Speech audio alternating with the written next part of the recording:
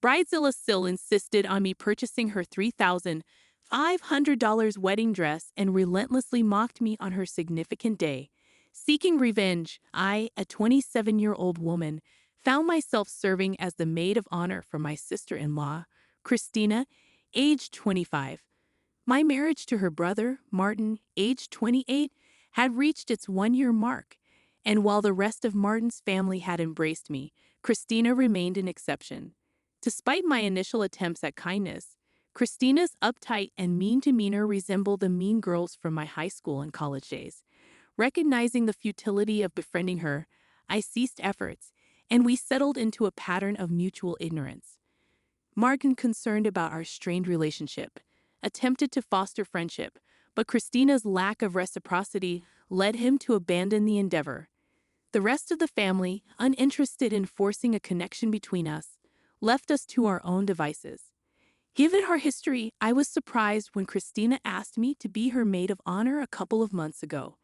Initially unenthusiastic about the idea, I expressed my need for time to consider before ultimately planning to decline. Christina and I barely knew each other, and she had made her dislike for me abundantly clear. Moreover, the role of maid of honor felt like a substantial commitment I wasn't prepared to undertake for someone like Christina. Despite my inclination to decline, I consulted Martin before making a final decision. He suggested that being Christina's maid of honor could be an opportunity for us to spend time together and possibly improve our relationship. Skeptical but swayed by Martin's reasoning, I reluctantly agreed, believing that Christina's invitation might signal a tentative gesture of friendship. The decision, however, came after extensive deliberation. I took a chance and agreed to be her maid of honor, only to regret it within a few weeks. Initially, she displayed a surprisingly pleasant demeanor, a welcome departure from her usual cold and gloomy behavior towards me. We had a great time planning and going out for brunch together. However, the situation took a turn when she asked me to purchase her wedding dress, a stunning but pricey $3,500 gown. Despite her mother's generous offer to let her wear a beautiful wedding dress from her own nuptials, altered to fit her perfectly, my sister-in-law insisted on the expensive dress that exceeded her budget. She explained that her current salary couldn't cover the cost, but she was determined to have that specific dress. Desperate, she appealed to me for financial assistance, knowing that my income surpassed hers. She couldn't turn to her parents or her fiancé, who both had valid reasons for not funding the extravagant purchase. Since I was her maid of honor and perceived as the designated rich relative, she felt it easier to approach me. As an investment banker, my income indeed exceeded most of her family members, but the reality remained that we weren't blood relatives. Feeling cornered, I tried to offer excuses, but her insistence wore me down. Reluctantly, I agreed to buy the dress on the condition that she reimbursed me in full afterward. Thankfully, I had the entire conversation recorded in text messages, where she acknowledged her commitment to repay the full amount. Now, armed with this information, I could use it against her. I had purchased the dress, and she was ecstatic. Her kindness towards me surpassed even her treatment of the other bridesmaids, who were her close friends. It felt rewarding for a couple of months until the wedding day when she reverted to her old self in a particularly hurtful manner. On the day of the ceremony, she not only resumed her cold behavior but took it a step further by openly mocking and humiliating me in front of her friends and other guests. While the ceremony went smoothly due to minimal interaction, she began distancing herself from me early in the morning of her wedding. During the event, she reluctantly included me in socializing, but used the opportunity to make mean-spirited jokes at my expense, making both the guests and me uncomfortable. Her cruelty knew no bounds as she ridiculed everything from my appearance to my personality, targeting my weight, nose, social anxiety, and even my perfectionism. The unwarranted and senseless nature of her actions baffled me, especially considering the positive rapport we had established leading up to her wedding. I had almost believed we were friends. Unable to endure the humiliation any longer, I confronted her privately, questioning the sudden change in her behavior. She dismissed my concerns, claiming I was being oversensitive and insisting that she wasn't making fun of me. It was merely her sense of humor. Frustrated, I expressed my discomfort with her so-called humor, but she brushed it off, suggesting that if I couldn't handle it, I shouldn't be friends with her. Left standing in shock at her callousness, I eventually lost my temper and did something perhaps ill-advised.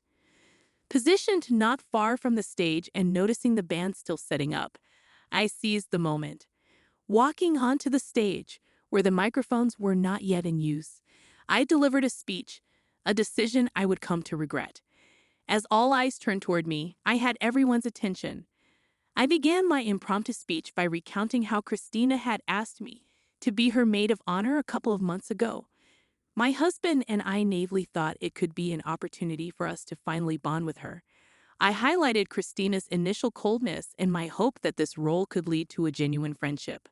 However, I soon realized that Christina, despite the temporary warmth, remained impossible to befriend due to her unpleasant nature.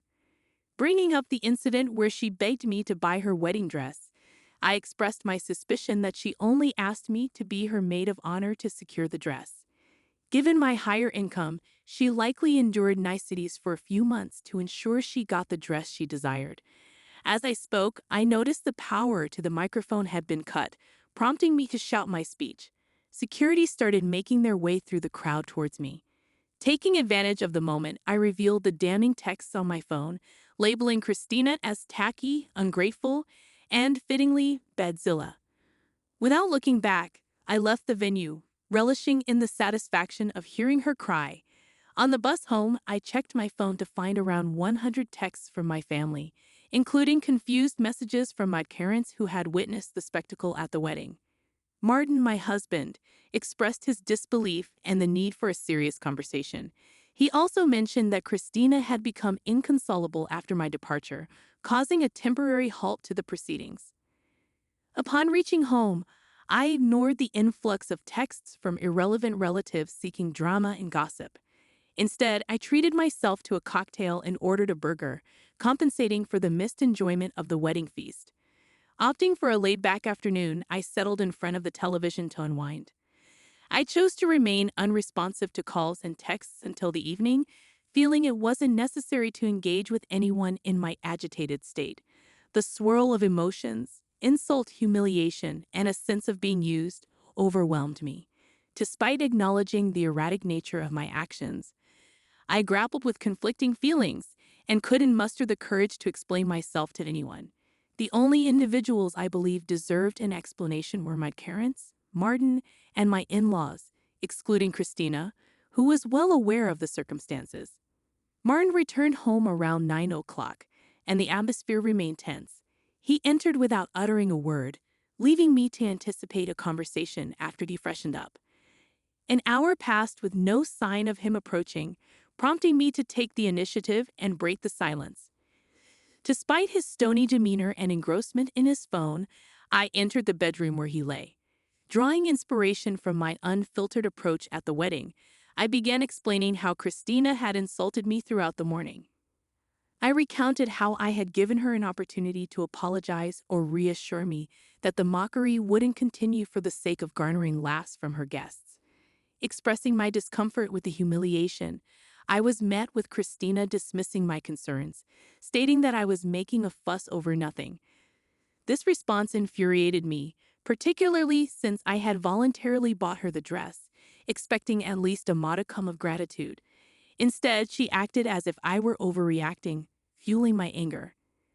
Unable to contain my frustration, I disclosed this information to her guests, essentially mirroring her behavior, albeit with the advantage of the microphone. Despite believing this explanation would suffice for Martin, he remained silent, continuing to ignore me. Once again, I lost my composure and insisted that Martin talk to me. Finally meeting my gaze, he acknowledged my feelings of humiliation but firmly asserted that it didn't justify ruining Christina's wedding day. He emphasized the broader impact on his family's reputation and urged me to consider the consequences of my impulsive actions. According to him, my behavior was unacceptable, and my reaction, regardless of Christina's actions, was deemed worse. Martin contended that I had better alternatives to address the situation but had chosen an unhinged path for petty revenge. He explained that until I apologized, especially to Christina and his family, he couldn't engage with me in the same way. Despite finding it ludicrous, he expected me to apologize to Christina, placing the blame on her for initiating the conflict. This led to a heated argument where I declared my refusal to apologize to anyone except Martin and his parents, insisting that Christina was the one at fault. The impasse has persisted for a couple of days, leaving us in a state of silence. Reflecting on the situation, I grapple with the possibility that I may not be entirely in the right. While I adamantly refuse to apologize to Christina, I'm starting to acknowledge Martin's point about handling things more reasonably in my anger. It's a conflicting and confusing situation, and I'm uncertain about how to navigate the aftermath of delivering a harsh speech at my sister-in-law's wedding and making her cry. Update 1. Some of you have inquired about whether Christina reached out to me post the wedding debacle.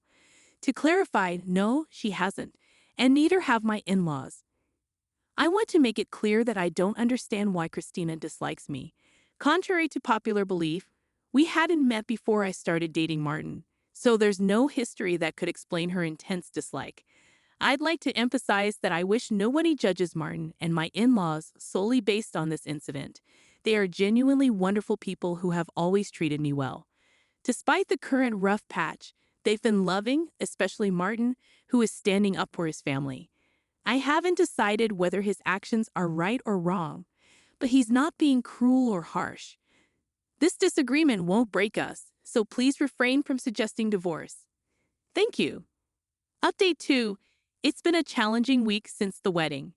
Martin and I didn't speak for the entire week, but today I decided it was time to address the situation.